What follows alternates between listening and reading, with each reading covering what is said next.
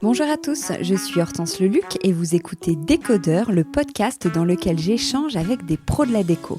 Il y a plusieurs formats d'émissions qui tournent, Stylé, Archicool, Le Club ou les rencontres comme l'épisode qui va suivre dans lequel un architecte ou un designer, une marque que vous aimez ou que vous allez découvrir, un entrepreneur ou un créatif va nous parler de sa manière de travailler, de ses produits, de son savoir-faire, sa vision, ses inspirations, bref, de l'envers du décor qu'on ne soupçonne pas toujours.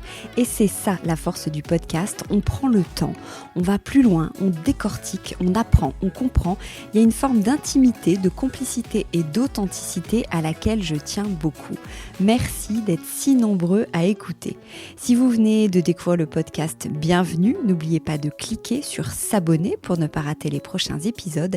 Et si mon invité vous plaît, surtout n'hésitez pas à partager l'épisode en story ou à mettre 5 étoiles. Tout ça m'aide beaucoup à me faire connaître encore plus. Bonjour à tous, cette fois dans Décodeur, on part en voyage. Un voyage loin des chaînes de production industrielle, loin des collections qui s'enchaînent à toute vitesse.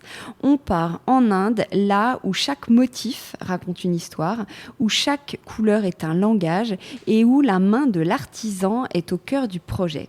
Aujourd'hui, je suis avec Karine Nally et on va vous parler de Kiran, une marque de décoration textile qui fait sans cesse des ponts entre la France et l'Inde, entre tradition et code contemporain. Kiran a son propre atelier de confection à Jaipur, en Inde, défend le fait main et préserve des savoir-faire ancestraux et crée des pièces qui ont une âme. J'ai donc profité de la présence de Karine à Paris pour organiser cet échange et en savoir plus sur cette jolie marque. Bonjour Karine. Bonjour Hortense.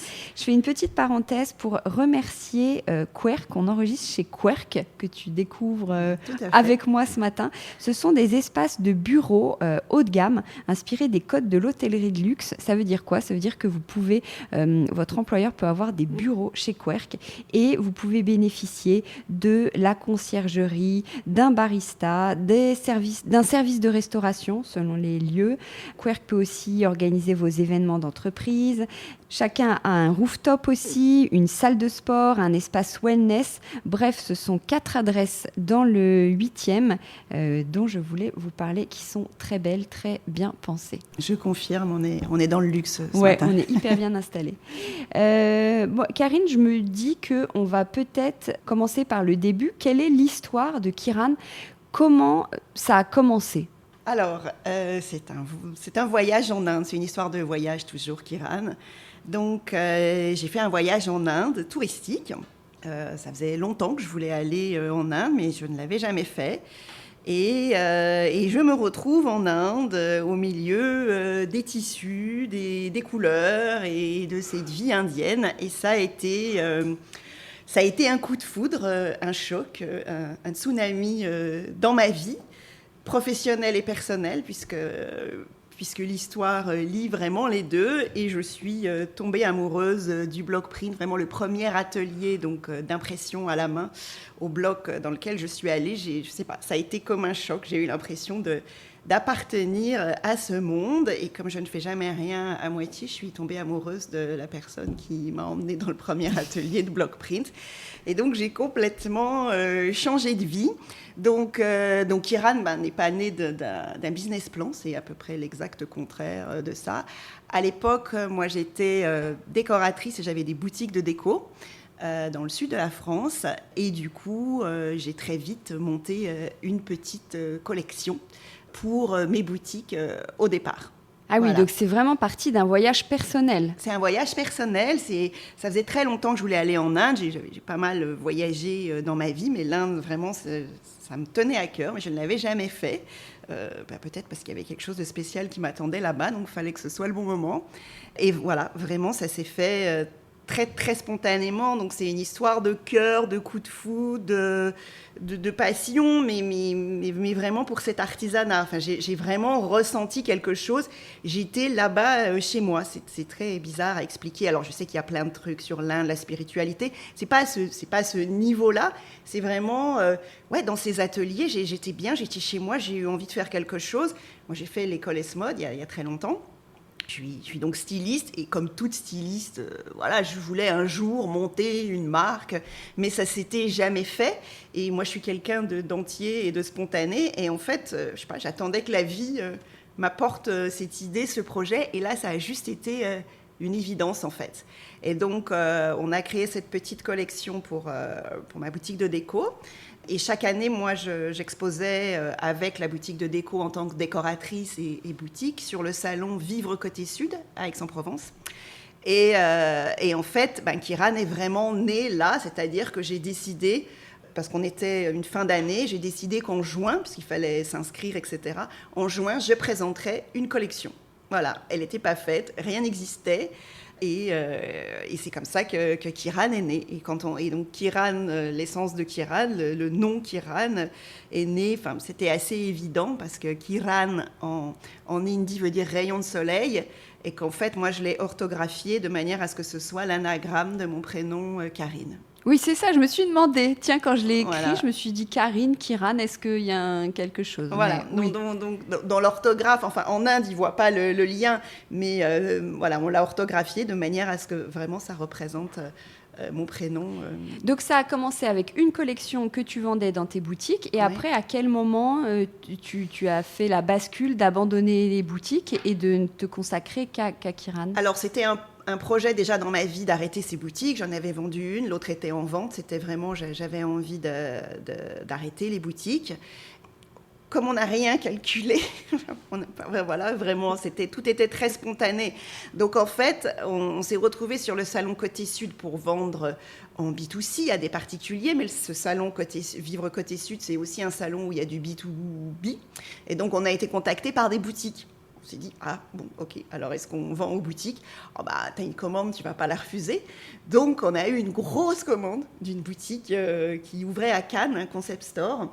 Et en fait, il se trouve que cette cliente, lorsqu'elle a reçu sa marchandise, a dit non, mais je m'attendais pas à ça, etc., a refusé la marchandise. Donc en fait, et puis moi, à l'époque, j'étais tellement sur mon petit nuage, on était à Bali, un peu en honeymoon. Je me suis dit, mais qu'est-ce qu'elle nous énerve? Je lui ai dit, bah ok, renvoyez tout, voilà. Et elle a tout renvoyé à Paris, et quand je suis rentrée de vacances, je me suis dit, bah on fait quoi de ça, en fait? Et c'est comme ça qu'on a monté un site, parce qu'on s'est dit, bah maintenant, il faut vendre cette collection, parce que c'était vraiment une grosse commande. Et mon fils qui était avec moi à ce moment-là, qui travaille dans l'image, etc., me dit, bah, maman, moi, je peux te faire des photos. Et puis, on fait un site. Et donc, il m'a fait des photos et j'ai fait le site toute seule. Et c'est comme ça qu'on a lancé vraiment Kiran. Et moi, j'avais déjà une clientèle de mes boutiques de déco, une mini notoriété sur Instagram. Et donc, les clientes ont commencé comme ça à acheter en ligne. Puis après, j'ai fait des ventes privées chez moi. Et les clientes sont venues. Enfin, ça s'est vraiment fait... Spontanément. Mais ça t'a pas refroidi, cette femme pourquoi elle t'a rendu la marchandise? Mais c'est quelqu'un qui avait travaillé avec l'Inde et qui avait des mauvais souvenirs des ateliers. Elle avait eu des histoires compliquées dans des ateliers en Inde. Et quand elle a reçu, elle me disait « Ah non, mais c'est pas beau, ça sent pas bon. » Voilà, elle me disait « Ça sent l'Inde. » Elle avait vraiment je pense qu'elle avait besoin d'une petite thérapie concernant l'Inde. Et en fait, voilà, moi, quand j'ai reçu la marchandise à Paris, il y avait mes enfants, il y avait ma fille, il y avait ses copines. Et j'ai dit, je sais pas, dites-moi, c'est pas beau, ça sent mauvais. Ils m'ont tous dit, mais c'est quoi ton problème? Je dis, je ne sais pas. Il y a une dame qui nous retourne, qui nous dit que tout ça va pas.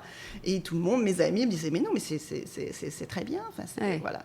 Donc, vraiment, si elle a la chance qu'elle écoute ce podcast, je la remercie grandement de nous avoir tout retourné.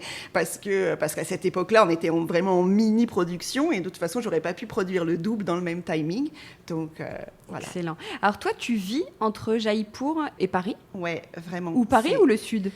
Paris, non. Alors, le Sud, c'est terminé.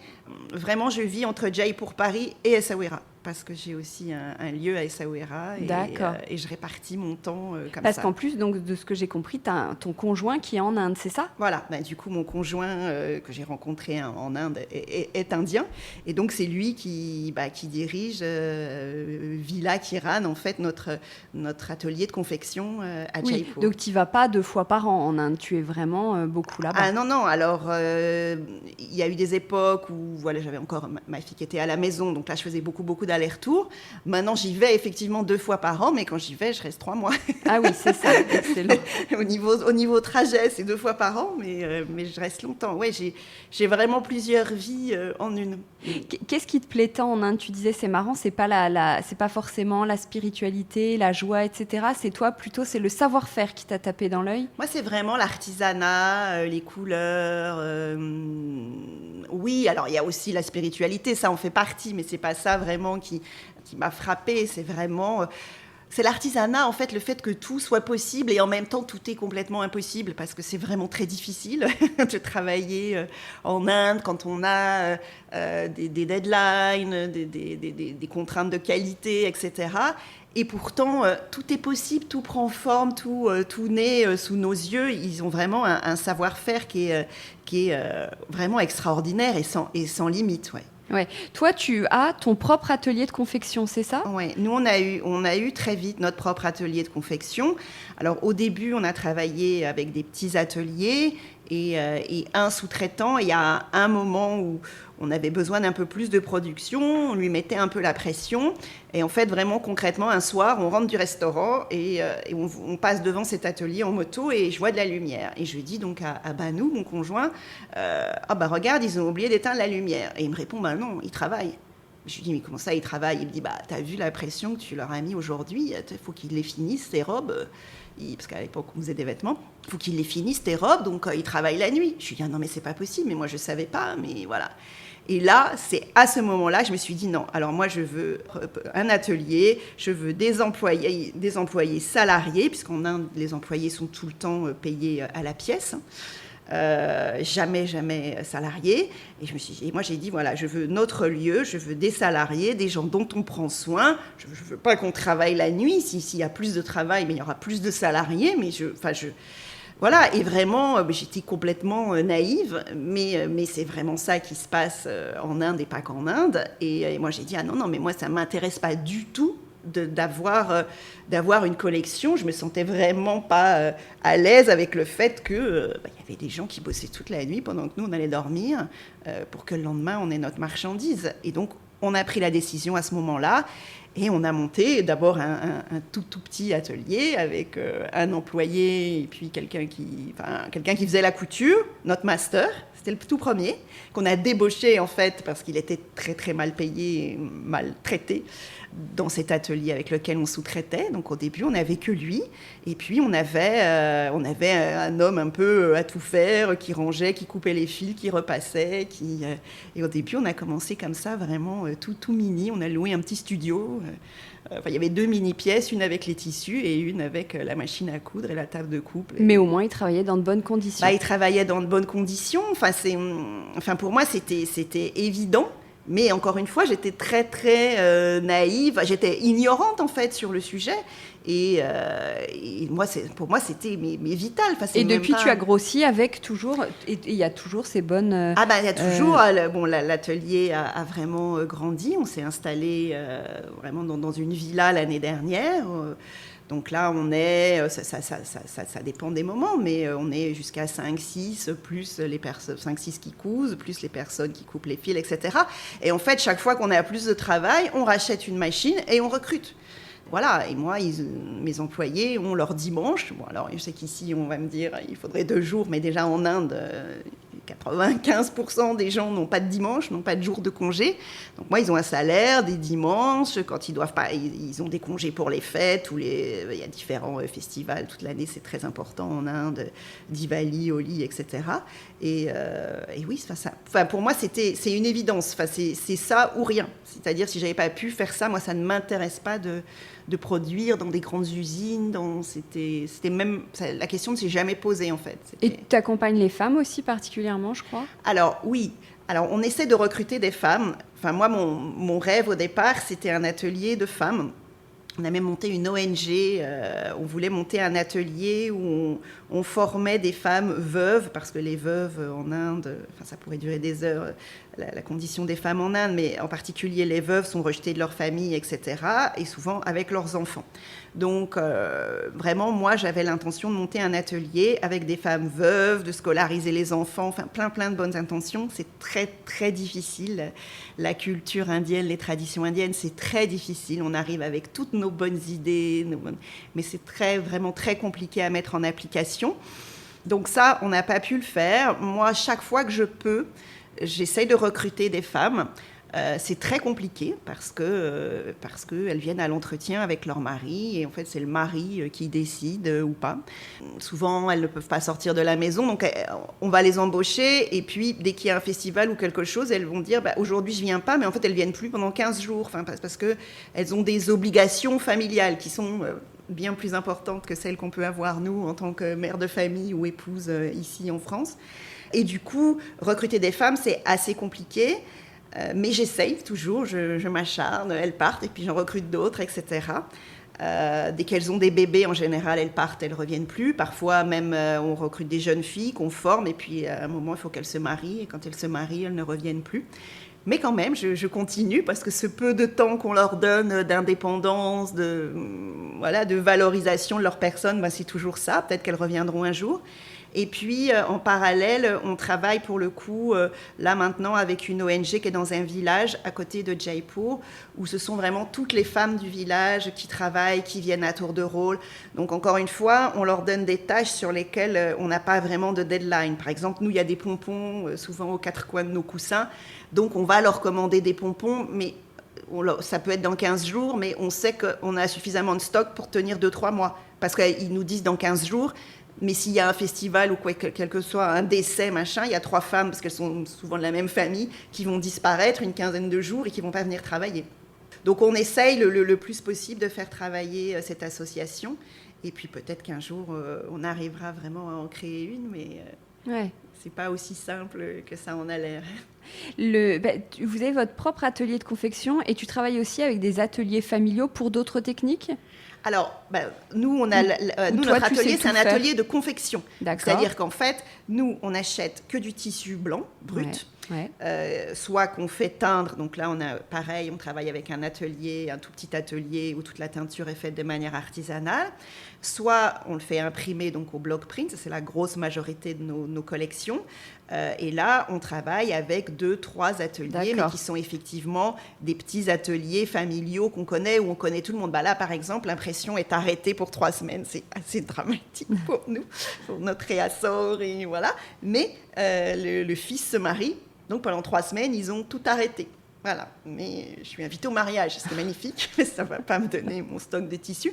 Mais voilà, donc on a effectivement nos petits ateliers de sous-traitants pour des métiers qu'on ne fait pas nous, parce que nous, vraiment, Villa Kiran, c'est la confection, donc la couture, en fait. Oui, d'accord, ok, je comprends. Et qu'est-ce qui est le plus complexe dans la fabrication artisanale en Inde ? Tu nous l'évoquais rapidement tout à l'heure. Qu'est-ce qui est difficile, dont on ne se rend pas compte, nous, tu vois ? Alors, par exemple, le block print en soi, donc le block print, c'est moi je vais dessiner un pattern, un motif qu'on va faire graver sur des blocs en bois. Donc ça, c'est déjà un intermédiaire. Donc ça, c'est un tout petit atelier. Enfin, c'est 2 messieurs qui gravent sur les blocs en bois, père et fils. Ensuite, on a la partie impression. Voilà. Donc la partie impression, elle est compliquée parce que nous, ici, nos clients sont ravis d'avoir un tissu imprimé à la main, c'est génial. Voilà, c'est toujours une pièce unique en fait. Et pourtant, ils ne sont pas prêts à avoir les petits défauts qui vont avec. C'est-à-dire qu'en fait, au moment où le tampon trempe dans l'encre, quand il le soulève, il peut y avoir une petite goutte, si l'encre est un tout petit peu trop liquide, et ça peut faire des petites gouttes sur le motif. Voilà. La plupart de nos tissus, ce sont des pigments naturels. Donc, on n'a jamais 2 fois exactement le même ocre. Le fond de nos tissus écrus, ce sont des noix, je ne sais plus le nom en français, d'un arbre, en fait, des noix qui sont broyées. Et c'est une macération. Et en fait, le tissu blanc est teint dans ces noix qu'on macéré. Et ensuite séché au soleil. Donc, en fonction de est-ce qu'il y a plus ou moins de noix, est-ce qu'elles sont plus ou moins grosses, ils ne vont pas les compter, ils ne pèsent pas, hein, c'est tout fait de manière très, très instinctive, aléatoire. Et donc, s'il fait très chaud ce jour-là, s'il y a du vent, s'il fait humide, si le tissu il va mettre une demi-heure ou est-ce qu'il va mettre 1 heure à sécher, ça ne sera jamais exactement le même fond de tissu. Donc, on va d'un écru très clair à un beige clair, mais c'est quand même une nuance. Alors, en Inde, ils disent tout le temps, mais madame, c'est 20% difference, not big problem. Oui, non, si. Pour moi, dans l'absolu, c'est vrai que ce n'est pas un problème vital. Mais pour nos clients, nous, on shoote le produit une fois. Moi, je ne peux pas le shooter à chaque fois qu'il revient, etc. Donc, on a un vrai problème sur effectivement les couleurs. C'est-à-dire qu'on va valider des couleurs, on va faire des essais, des tests. L'imprimé est parfait, mais on a une chance sur 1 million que ce soit exactement le même qui sorte en prod. Alors parfois, ça va être exactement le même. Ce sont des pièces de 10 mètres de tissu. Donc, on peut avoir 4 pièces. Dans la journée, ils vont imprimer 4 pièces, c'est exactement le même. Celle du lendemain, ce n'est pas exactement le même. Donc, c'est ça qui est vraiment très difficile vraiment dans la partie block print. Et puis, ce qui est compliqué en Inde à gérer, ce sont les délais. Il y a un rapport au temps qui n'est pas du tout le même que nous, un rapport à ce qui est grave qui n'est pas du tout le même que nous, mais vraiment pour tout. En Inde, c'est pas grave de mourir, alors livrer un tissu 3 semaines en retard, c'est vraiment pas grave en fait. Et nous, c'est vraiment ça qui fait que c'est très compliqué d'avoir vraiment un mode artisanal de fabrication en Inde et un client final qui est français, européen et qui a des attentes. Et comment tu arrives justement à concilier ces exigences du marché, la qualité, les volumes, les délais, etc. Il faut que tu t'adaptes en fait. Il faut qu'on s'adapte, qu'on s'acharne. Il ne faut pas se stresser. Il faudrait pas se stresser. Alors nous ne se stresse pas, mais pour ne pas se stresser du tout, il faut être né en Inde, avoir grandi en Inde et voilà. Moi, ce n'est pas le cas. Et moi, je suis fille d'un industriel et d'une commerçante, donc effectivement, le stress et la pression, c'est mon quotidien. Donc, c'est très compliqué. Il faut vraiment prendre sur soi. Après, c'est une leçon de vie. Moi, c'est la vie que j'ai choisie. Donc, comme toute vie qu'on choisit, il y a des avantages et des inconvénients. Mais c'est loin d'être quelque chose de facile. Il faut s'y prendre en avance, mais on n'est jamais assez en avance. En fait, il faudrait qu'on soit très, très en avance de 2-3 collections au moins pour se dire, tu sais quoi, ça va sortir en été 27. Si on l'a pas cette semaine, on l'a l'année prochaine. Mais sauf que nous, on est sur un circuit très, très, très court, qu'on court après le temps, puisqu'à chaque fois, on se dit, on va y arriver, on va prendre de l'avance, mais on vend plus, donc on a du réassort, donc ça nous mange le temps sur notre avance. Mais je pense que ce serait le seul moyen d'être un peu moins stressé, ça serait d'avoir énormément d'avance. Du coup, le retard serait relatif. On y arrivera peut-être un jour, je ne sais pas. Dans un monde idyllique, qu'est-ce qu'il faudrait faire pour pouvoir faire changer les choses ? On ne peut pas. Ah non, rien. Changer, non. Et encore, d'être sur place, d'avoir vraiment un responsable de la production, nous, qui est 100% indien, mais qui, au bout de 8 ans, a quand même un petit pourcentage de France en lui, qui comprend nos exigences, qui comprend que quand on demande quelque chose, déjà, c'est pas en tant que personne que je le demande, c'est pour mes clients, et que c'est pas juste parce que je fais une crise de nerfs, c'est vraiment la cliente au bout qui a besoin d'un produit comme ci, comme ça. Et déjà, d'avoir quelqu'un qui est entre deux cultures, qui dirige tout ça, je pense que c'est déjà vraiment extraordinaire. Après, non, on ne change pas. Moi, je croise pas mal de créatrices dans ma vie à Jaipur, et parfois, vraiment, elles sont en burn-out quand elles viennent en Inde, parce qu'elles viennent 10 jours. Hein. Elles arrivent, rien n'est prêt, rien n'est comme elles voulaient, rien ne va, mais rien ne va. Et souvent, c'est très, très difficile à vivre. Et moi, je leur dis tout le temps, mais si tu peux plus produire, si tu y arrives plus physiquement, si c'est plus possible, va produire ailleurs, parce qu'ici ça ne changera pas. On ne les changera pas. On est qui pour changer les gens ? Et puis c'est nous qui sommes allés là-bas. Ils n'ont rien demandé en fait. Donc on va là-bas, on ne change pas les gens, on s'adapte et on essaie de trouver un mix, un mode de fonctionnement qui peut satisfaire notre client final, mais qui est complètement adapté au... Et toi, tu n'es pas tentée pour bouger ou changer Ah non. Moi, si ça doit être fait, je ne sais pas, n'importe n'importe quoi en Chine sur des machines. Moi, ça ne m'intéresse pas. Je ferai un autre métier. J'ouvrirai un food truck. Je ferai des samosas, mais ça ne m'intéresse pas. Non, moi, Kiran m'intéresse si ça reste 100% artisanal, si on maîtrise, si on respecte les gens, si on maîtrise la façon dont c'est fait. Si je continue, moi, de traîner dans des ateliers toute la journée où il fait 45 degrés et ça m'épuise et j'adore ça. C'est cette vie. Moi, c'est la vie qui m'intéresse derrière la marque. La marque, si demain on a des investisseurs qui nous disent voilà, il faut tout délocaliser, je ne sais pas où, non. Ouais. Non. Comment tu vois, toi, l'évolution du marché, on en parle beaucoup là, plutôt avec la mode, entre la fast fashion, entre guillemets, et l'artisanat. Donc la fast déco et l'artisanat, parce que tu as en face des marques de linge de lit qui n'ont pas tous ces inconvénients-là. Ah, mais c'est certain. De linge de lit, pardon, linge de maison, textile, etc. Ouais, globalement, mais même en mode, etc. Nous, on continuera. Je pense qu'il y aura toujours... je pense que chacun a ses clients, en fait, et que c'est pas grave. Il faut juste que nous, les petits, ceux qui travaillons vraiment avec l'artisanat, on en ait assez pour survivre. Je pense que ça passe par venir le raconter ce matin. C'est important. À toi et à tous ceux qui écouteront. C'est vraiment ça. C'est essayer chaque jour de poster des vidéos où on voit des block prints, ou expliquer comment sur le site expliquer ça, mais parce que les gens vont pas forcément lire, mais qu'on répète sur chaque produit que ça a été imprimé à la main, etc. Et puis, c'est un peu comme une mission. Et moi, j'ai vraiment cette mission de défendre l'artisanat, de protéger cet artisanat et d'expliquer que Kiran, c'est de l'artisanat et d'espérer pouvoir en vivre. Mais moi, je ne lutte pas contre la fast fashion et on ne peut pas, en fait. Et puis, peut-être qu'il y a des gens sur leur canapé qui ont un coussin de fast fashion, on ne va pas donner de nom, de fast home collection, mais, et qui ont un coussin Kiran par-dessus, parce que peut-être qu'ils n'ont pas les moyens d'avoir 3 coussins Kiran et qu'ils vont acheter 2 unis dans une enseigne et un imprimé. Et c'est pas grave. C'est le monde d'aujourd'hui, encore une fois, comme tout, il faut qu'on s'adapte, qu'on fasse notre place, mais pas forcément en luttant contre les autres, plutôt en essayant de valoriser ce qu'on a, nous. Ouais. Et pourquoi le consommateur, il a du mal à percevoir le travail fait main ou à se pencher vers des marques? Tu vois, c'est encore lent à arriver. Mais je trouve qu'aujourd'hui, le consommateur, il est complètement perdu. Quand il essaye de s'informer, il est désinformé parce qu'on lui raconte n'importe quoi. Qui raconte n'importe quoi? Je ne sais pas, en ce moment, il y a beaucoup de... Non, je vais être obligée de citer des marques. Non, mais voilà, on sait sur Shein et compagnie. Et on va avoir Zara qui raconte que ce que fait Shein, c'est horrible. Mais Zara, ils font la même chose.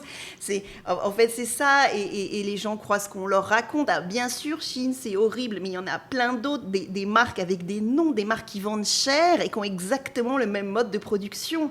C'est moins de quantité. Enfin, moi, je les vois passer, les créatrices en Inde. Voilà, je vois où elles fabriquent. Dans des ateliers où ils bossent la nuit, où ils sont... moi, je connais un couple d'Indiens, ils sont à la tête d'une boîte où ils ont 7000 employés, ils ont 7000 machines à coudre, je sais pas si tu vois.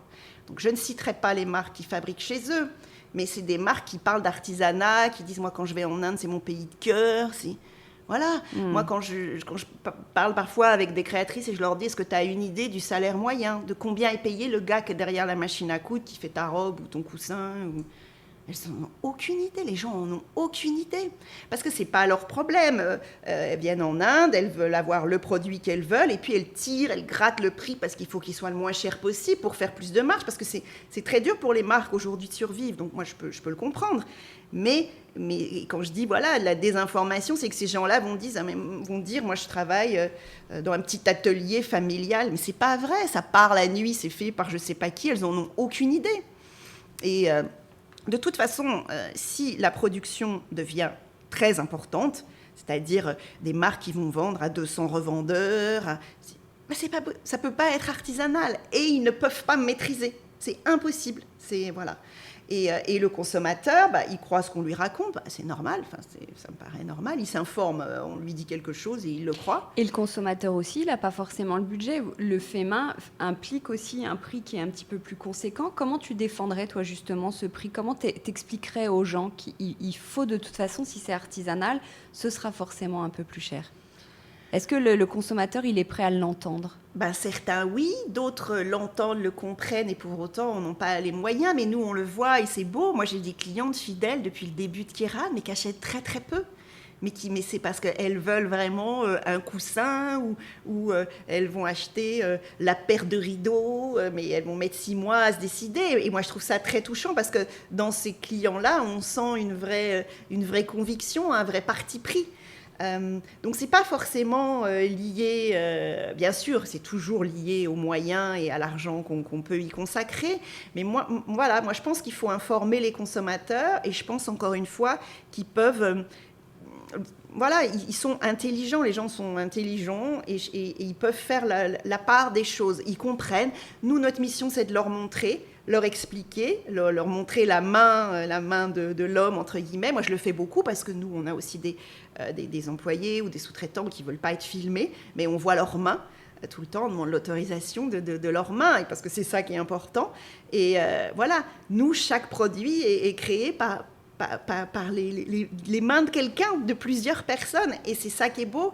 Et j'espère qu'on arrive à toucher le consommateur, en tout cas une partie des consommateurs, et qui comprennent que leur objet est unique. Nous, il n'y a pas 2 coussins identiques. Puisque d'un bout de tissu à l'autre, c'est vraiment la façon dont ça a été tamponné. Tout ce qui est tissu uni a été tissé à la main, teint à la main.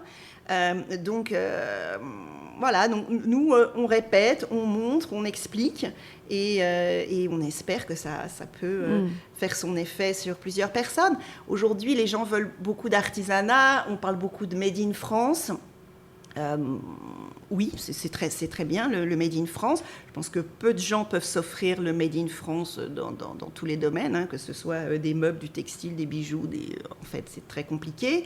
Et puis, moi, je fournis du travail à des êtres humains et j'estime qu'un travailleur français ou un travailleur indien mérite d'avoir un salaire et de nourrir sa famille de la même manière. Donc le Made in France, c'est très très bien, mais moi je suis très très fière d'avoir du Made in India. C'est pas une maladie, c'est pas une tare en fait. Tu as un engagement éthique et aussi durable. Donc les matières sont naturelles, tu le disais. Oui. Et les pigments aussi sont naturels. Oui, alors les pigments, une grosse majorité de nos pigments sont naturels. Il y a une grosse partie de notre collection, tout ce qui est ocre, noir, brun, etc.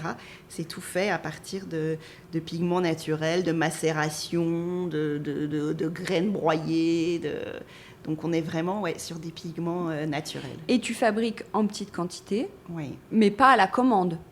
Non. Tu as quand même un petit stock pour pouvoir répondre aux... Alors, nous, on imprime. En fait, c'est surtout sur les imprimés que le stock est compliqué à gérer parce que c'est quand même bien qu'on commande 500-600 mètres d'un coup pour être sûr d'avoir quand même, que ce soit imprimé au même moment, à la même saison par rapport à ce qu'on disait tout à l'heure.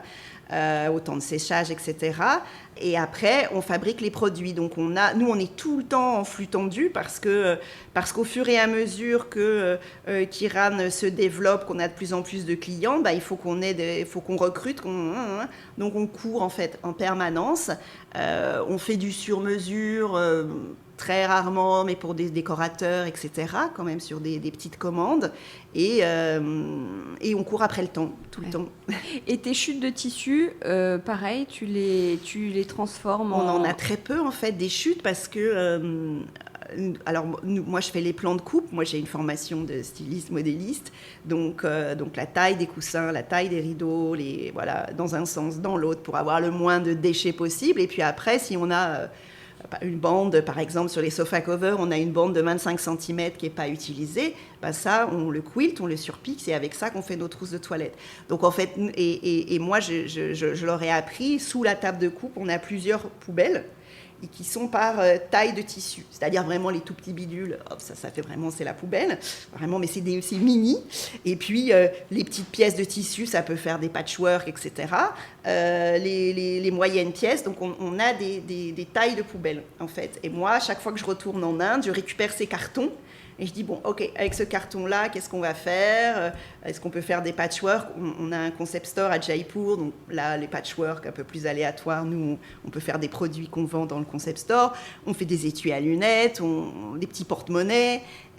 Souvent, on envoie en cadeau dans les commandes, qu'on ne vend pas forcément, mais on n'a presque pas de déchets, vraiment le moins possible. Ouais. Et comment tu fais face aux défis écologiques en Inde, les matières, la teinture, le transport Moi, à mon échelle, faire face, c'est difficile. Voilà, nous, on se dit que le fait déjà d'avoir le moins possible de déchets, et nous, on le voit, les déchets, c'est énorme.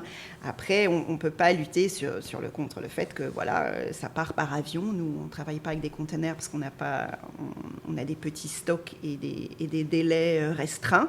Donc, on fait au mieux, quoi. Chacun fait au mieux. Moi, j'essaie de... On ne peut pas être sur tous les fronts, de toute façon. On ne peut pas être sur tous les fronts. Et puis, en Inde, il y a un vrai sujet là-dessus, en fait.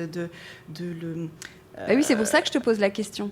Ouais, mais le citoyen sur l'eau, enfin moi je leur apprends, par exemple l'eau, on a un jardin, voilà, la personne qui arrose le jardin, quand c'est pas moi parce que j'adore le faire moi, mais il peut laisser le tuyau puis il s'en va, il va faire autre chose complètement et il revient, c'est complètement noyé. Donc je leur explique que l'eau, c'est pas éternel. Alors pour eux ça vient de sous le sol, donc ça va être pour toujours. Les ordures en Inde, c'est le recyclage, enfin, voilà, ils vont ouvrir, t'étais en voiture, et puis tu vois le gars d'à côté, il ouvre sa fenêtre, il lance sa bouteille d'eau, enfin, c'est pas des scènes rares, quoi. Donc il y a un vrai sujet, vraiment écologique. Moi, je dis tout le temps, si j'avais un engagement écologique, quel qu'il soit, je resterais pas à me battre en France pour les poubelles vertes ou jaunes, hein. J'irai en Inde, j'irai en Afrique parce que ils sont beaucoup plus nombreux et eux, ils ont strictement rien compris. Ils en sont au balbutiement de tout ça, quoi. Ils pensent qu'en jetant un papier par la fenêtre, comme on le voit plus, il disparaît. Et c'est nous, il y a 50 ans. Et il y a un vrai sujet. Il y a un vrai enseignement, mais bon, dans les écoles, ils commencent maintenant à les sensibiliser, là-dessus. Donc, c'est le tout début, mais il y a du boulot. Ouais. En termes de création, donc c'est toi qui imagines toutes les collections textiles. Enfin, surtout, tu fais les motifs, les dessins. Ouais. Donc, comment tu travailles ? Alors moi, je suis styliste, illustratrice. Ouais. C'est mon métier. Illustratrice. Ouais. Donc, moi, au départ, j'ai fait la formation S-Mode en mode enfantine. Voilà. Donc, j'ai commencé ma carrière chez Petit Bateau. Donc, moi, je dessinais des petits nounours, des petites fleurs, etc. Donc là, pour le coup, vraiment, j'étais styliste et illustratrice. On faisait les deux. Et donc, moi, dessiner, c'est toute ma vie, dessiner. Malheureusement, en tant que chef d'entreprise, eh bien, je dessine beaucoup moins que ce que j'aimerais. Mais effectivement, ouais, je dessine tout, les motifs, les modèles. Certains motifs existent parce qu'il y a des milliers de blocs chez nos imprimeurs et ils sont très jolis. Donc, voilà, moi, je vais me promener dans un atelier et puis aller fouiller dans les blocs et dire « ça, c'est quoi ?» On l'essaye. Et parfois, le graphisme est super beau, mais ce sont toujours nos colorations. Voilà, nous, on n'achète aucun tissu déjà imprimé. Donc, certains blocs existent. Il y a des motifs vraiment traditionnels qui existent. Et puis, sinon, ouais, moi, je dessine et on donne à graver. Donc, plusieurs fois par an, tu marches par collection. C'est selon ton inspiration. Comment germent tes idées ? Ça vient des voyages. J'ai plutôt un problème de trop d'idées que pas assez. Comment les canaliser, comment les faire entrer dans des collections. Les motifs, c'est un peu tout le temps. C'est-à-dire que moi, je vais dessiner, je sais pas, je vais voir n'importe quoi, un papier peint, une expo, un papier peint ancien, n'importe quoi, une assiette vintage dans un restaurant, enfin voilà. Ça me donne une idée de fleurs, de motifs, et je vais dessiner tout le temps. Je dessine pas mal dans l'avion, dans les transports, et je fais faire des blocs. Voilà. C'est-à-dire que je dessine l'imprimé et je fais faire des blocs. Je vais décider que celui-ci va être en 3 couleurs, 4 couleurs. Donc c'est un bloc par couleur, un tampon par couleur. Et je fais faire les blocs. Il y en a plein qu'on n'a jamais utilisés, qu'on utilisera peut-être un jour. Mais on est prêt. C'est un peu ma bibliothèque de blocs, en fait, et de motifs. Et puis après, on se dit, tiens, j'ai envie d'une grande fleur. Ah, j'en avais dessiné une. Bon, pour cet hiver, elle va être plutôt dans les tons de brun et on fait des essais de couleurs. Mais sur ce qui est des motifs, c'est pas très saisonnier. Hein. On dessine pas des flocons de neige. Voilà. Donc, en fait, ça peut être toute l'année. Et c'est surtout la coloration qui détermine la saison. Donc, comment est réparti ton travail ? J'allais dire, tu dessines, tu dis dans les transports, mais plutôt là-bas ou ici. Comment est organisé ton travail selon ce que tu fais en Inde et ce que tu fais en France ? Mon travail est désorganisé, totalement désorganisé. Déjà parce qu'en Inde, l'organisation n'existe pas. Parce qu'en fait, on va se lever le matin et décider qu'on va faire ça, on a un rendez-vous, machin, et puis tout change. Le rendez-vous s'annule, d'un coup, il y a un énorme averse, c'est trempé, tout est noyé, on ne peut plus partir. Voilà. Donc ça, c'est la vie en Inde. Donc en Inde, tout est désorganisé. Je rêve d'avoir un planning. J'entendais un podcast où la fille disait que le vrai truc, c'est vraiment le planning, quoi. Il n'y a que comme ça que tu t'en sors. Peut-être pour ça que je ne m'en sors pas. Mais moi, je ne peux pas. Alors, j'arrive à faire ça, voilà, les périodes où je suis en France, c'est un peu plus possible, et encore que pas vraiment, parce que voilà, ce matin, j'ai couru pour arriver ici alors que je pensais avoir du temps, mais en fait, il y a eu un souci à l'atelier. Donc, moi, quand je me réveille à 6h du matin, il est 10h30 déjà, donc ils sont déjà en train de bosser. Donc, il y a déjà quand je me réveille, il y a déjà une liste il s'est passé plein de trucs, et il y a plein de problèmes. Il n'y a plus de fil pour ça, il n'y a pas ci, il n'y a pas ça, il y a le tissu qui n'a pas été livré, il y a FedEx qui n'est pas venu chercher les colis. Et donc, déjà, ça me décale, même si je m'étais dit, oh tiens, aujourd'hui, je vais faire mon petit podcast, puis après, voilà. Donc, je suis très désorganisée. Quelqu'un m'avait dit un jour que j'étais éparpillée. Je trouvais ça joli, c'est assez vrai. C'est un joli mot. Oui, mais ça ne t'empêche pas d'avancer, de travailler, je fais chacun sa méthode. J'ai des to-do list que je ne suis pas. J'ai beaucoup trop de choses à faire, c'est beaucoup. Donc, il n'y a pas de... Voilà, j'essaie, en tout cas, et c'est pour ça quand je dis que je dessine dans les transports, parce que dans l'avion, personne ne m'appelle. Donc, je suis tranquille. Là, vraiment, c'est pour dessiner. J'essaye de me trouver vraiment des moments calmes pour dessiner. Ça, c'est important. Et sinon, tout le reste du temps, je fais 10 000 trucs, en fait. Il y a combien d'heures de décalage ? 4h30 en hiver, 3h30 en été. C'est pas énorme. Non, c'est pas énorme. Mais c'est suffisant pour, en fait, lorsque je suis en France, me lever très, très, très tôt. Oui. Voilà. Ou quand je suis en Inde, travailler avec la France très, très, très tard. Donc, en fait, du coup, c'est pas un vrai décalage horaire, mais c'est un décalage horaire qui fait que je travaille 18 heures par jour. Oui. Voilà. Donc, on disait que c'était une marque décoration textile. Tu fais des plaids, des rideaux, des housses de couette, du linge de table, des coussins, des paréos, des cabas, des trousses. Pour l'instant, qu'est-ce qui se vend le mieux ? Est-ce que tu as des genres de bestes ? Tout se vend. Et ça dépend des périodes. Là, en période, on arrive à Noël, donc on va vendre beaucoup de trousses, beaucoup de sacs parce que c'est des cadeaux. L'été, on vend énormément de paréos, mais on les vend à Noël parce que nos paréos se portent en foulard, parce que ça fait un foulard très, très aérien, mais qui tient quand même chaud. Là, les housses de couette, c'est plus en hiver. En période d'été et de Noël, on vend des nappes parce que ça fait des grandes tables. Donc, il n'y a pas de... Après, on vend énormément de coussins. Et les sofa covers, mais le coussin, c'est vraiment un article où tu vas mettre 2 coussins sur ton canapé et limite, tu as changé ton salon. Parce que nos coussins, ils sont quand même très, très présents. Puis, c'est un petit budget. On peut s'offrir un plus petit budget, 3 coussins. J'ai vu, et tu as beaucoup de sofa cover, ce qui est canon. Alors, sofa cover, en gros, c'est pour mettre sur le canapé, mais on peut mettre en bout de lit. C'est un genre de boutis, non ? C'est ça. Alors, on pourrait dire que c'est un édredon. En Inde, il les empile sur les charpoy, enfin dans le Rajasthan, on dit les matchas, mais sur ces lits indiens. Il les empile et ça sert de petit matelas. Nous, les nôtres sont beaucoup plus légers, que vraiment un petit matelas de charpoy, mais c'est un peu ça l'idée. Donc, on peut le mettre en bout de lit. Ça peut habiller un canapé, ça peut cacher un canapé qu'on n'aime plus, ça peut protéger un canapé des petits doigts au chocolat des enfants, parce qu'ils sont déhoussables, ils sont lavables. Et c'est un produit qu'on vend vraiment beaucoup, ouais. Ouais. Je reviens sur un point qu'on a un petit peu abordé tout à l'heure sur le fait de comment on se démarque avec les autres marques, mais surtout j'ai envie de te demander comment va le business. Tu vois, c'est un peu la crise, enfin un peu, un peu beaucoup. Comment t'affrontes tout ça ? Alors, comment on affronte ? Pour tout te dire, moi, il y a un peu plus d'1 an, je n'en pouvais plus. Donc, ma façon d'affronter, c'était de me dire, tu sais quoi, je vais tout arrêter, en fait. Voilà comment j'allais affronter. Et j'ai une très grande chance parce qu'un de mes fils, j'ai 3 enfants, Justin m'a dit, maman, n'arrête pas, tu as de l'or entre les mains, il faut qu'on en fasse quelque chose. Alors c'est un de mes enfants, un peu comme moi, mais ils le sont tous les 3, mais un peu hyperactifs et un peu touche à tout. Et il m'a dit, moi j'ai du temps à consacrer, on s'y met à fond, on redéveloppe, etc. Moi, Kiran, j'avais tout fait toute seule depuis le début, c'est-à-dire que j'avais fait le site, c'était moi qui gérais le site, mais j'ai fait le site toute seule. Instagram, c'était moi, les lives, c'était Banou derrière la caméra, et puis moi qui préparais tout le setup, le machin, et puis je faisais le live, et puis après on prenait les commandes et on emballait. C'était 100% nous deux. Et en tout cas, 100% de ce qui était fait en France, le commercial, le machin, c'était moi. Donc c'était un peu trop.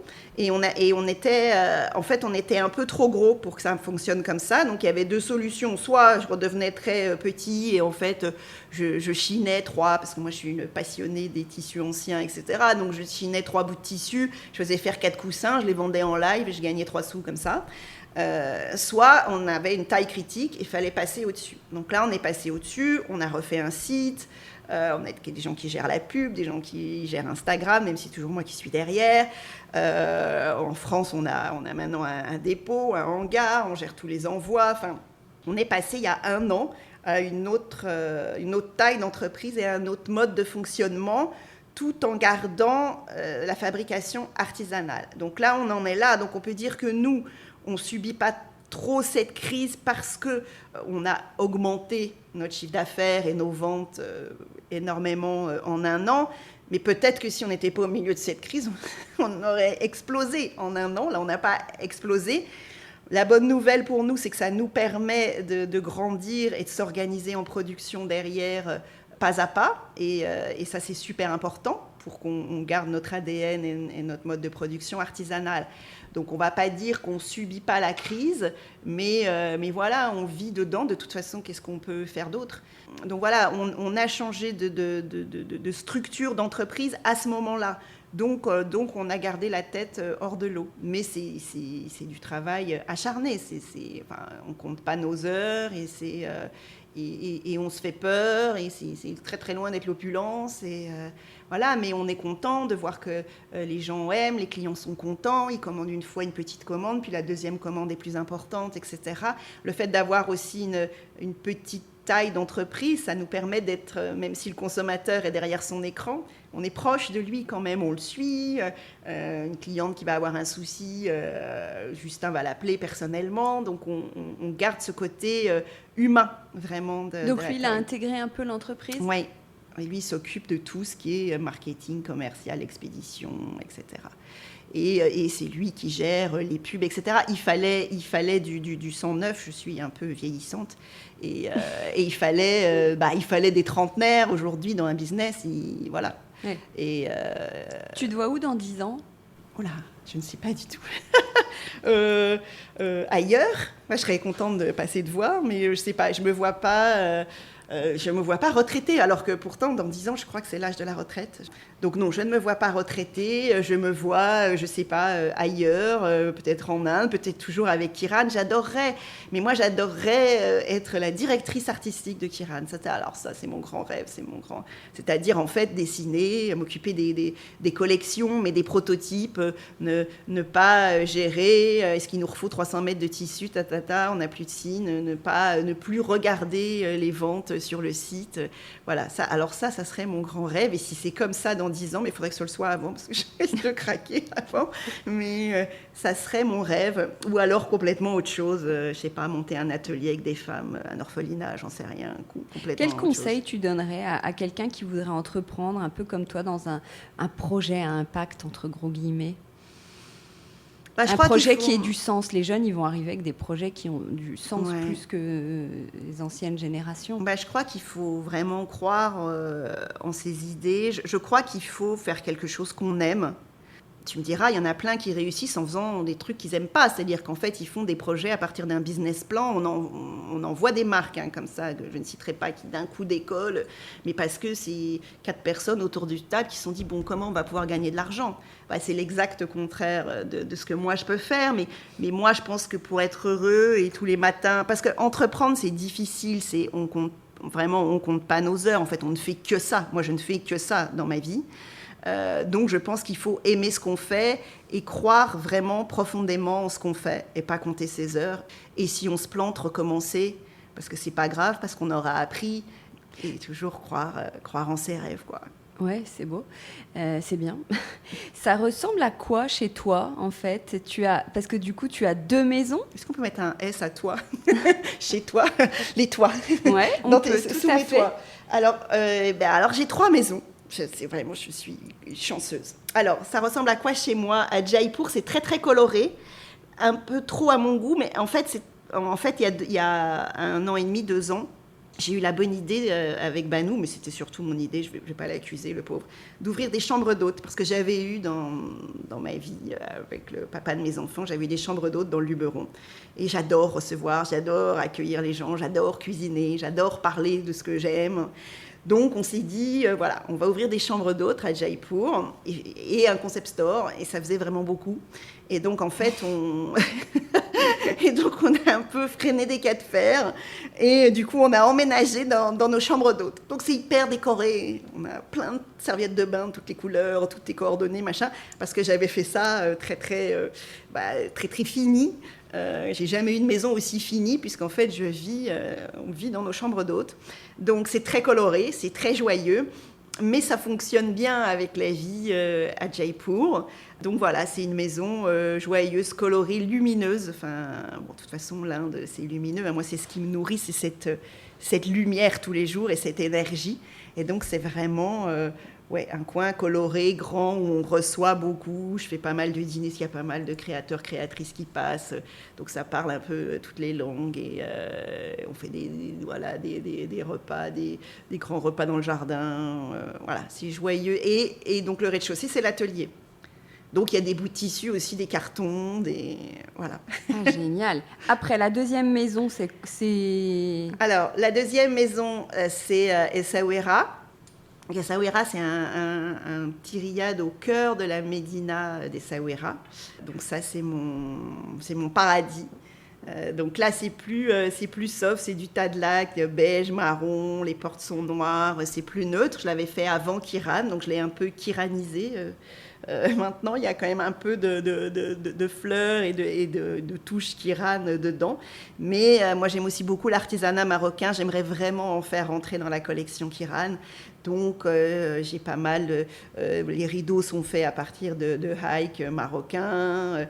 Mais c'est aussi une maison joyeuse qui est très grande, où j'aime beaucoup recevoir. J'aime bien qu'il y ait évidemment mes enfants, leurs conjoints, mes petits-enfants, parce que j'ai la chance d'être mamie.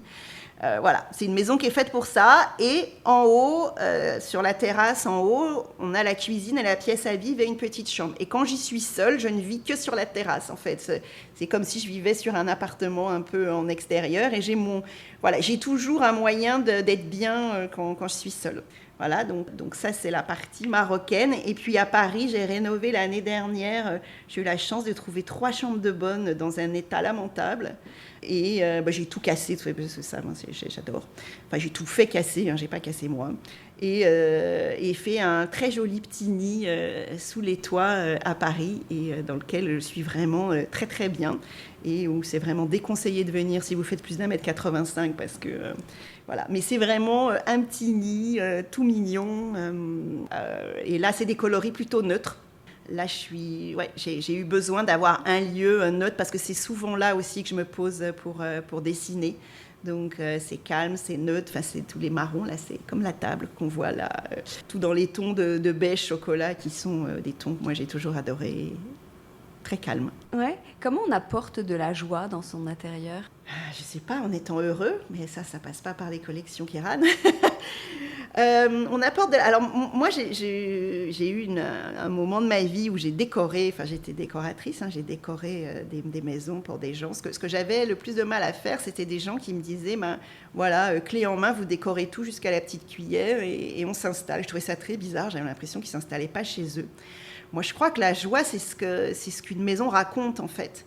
Alors moi, je voyage beaucoup, donc c'est rapporter des choses, mais on peut, sans voyager, aller dans une petite brocante le dimanche, là où on habite, acheter un tout petit objet qui raconte une histoire, avoir un petit truc d'une de ses grand-mères, et puis le petit truc d'un de ses grands-pères, je sais pas, un truc des enfants qui va rappeler quelque chose. Moi, je pense que ça passe plus par l'âme qu'on y met, par l'amour des objets. Moi, j'ai... à Jaipur, alors au Maroc, c'est des meubles que j'ai fait faire, et puis beaucoup de meubles maçonnés en fait, parce que c'est comme ça qu'on fait au Maroc. Mais en Inde, comme à Paris, on va dire que 90% de mes meubles, c'est des trucs que j'ai chinés en fait. Et c'est vraiment, j'aime bien quoi, voilà, mon meuble vasque, c'est une vieille commode, j'imagine, une mamie qui rangeait ses chaussettes et ses petites culottes. Voilà, moi je pense que si votre maison raconte une histoire qui est la vôtre, donc pour moi il n'y a pas de code, je déteste les styles de maison tout blanc ou tout comme ci, tout comme ça, je trouve que c'est vraiment, et si la maison a une âme avec des objets qu'on aime, qui racontent notre histoire, bah pour moi c'est une maison joyeuse. Et comment on ose le motif ou la couleur ? Ça c'est plus difficile. Ouais, alors c'est difficile pour moi parce que pour moi c'est très instinctif. En tant que décoratrice, je me souviens de décider, un exemple précis d'une cliente où on avait décidé de faire toute l'entrée en vert amande.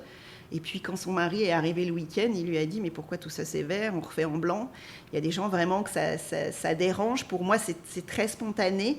Je pense qu'il faut se faire confiance, il faut essayer. Il faut faire des choses pour soi. Je crois aussi ce qui bloque beaucoup les gens, c'est qu'ils se disent « ah, mais s'il y a quelqu'un qui vient, puis chez ma copine, c'est comme ça. Ouais, si je fais un dîner, il me faudrait une grande nappe, une grande table. » Alors qu'en fait, combien de dîners ils font par an.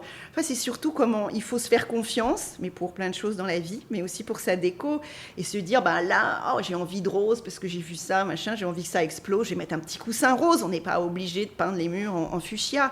Bon, la peinture, pour moi, c'est facile, parce que je trouve que peindre un mur, c'est juste un dimanche. On en a plein dans l'année, des dimanches. Et en fait, pour refaire sa pièce, il faut juste un dimanche, si elle n'est pas trop grande, et un dimanche et un pot de peinture et un pinceau.